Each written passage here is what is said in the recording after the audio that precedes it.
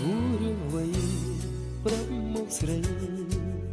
តើយើងត្រូវនិយាយថាជាកុំអូនអ្នកណារឿងដែលយើងត្រូវចែកផ្លូវផ្ដាច់ស្នេហ៍ពីគ្នាតើមកពីហេតុអ្វីអូនមិនខុសបងមិនខុសការរឹងរូសតើត្រូវបន្ទោសអ្នកណាទៅស្រីវាសន្យាពីអង្គភាពប្រែជាឥតន័យ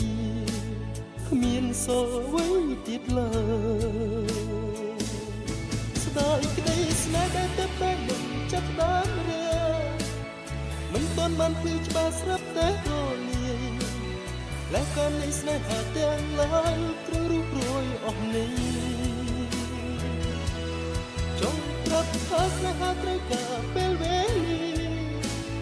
ហេតុអ្វីពើពុំងារបញ្ចប់យ៉ាងខ្លី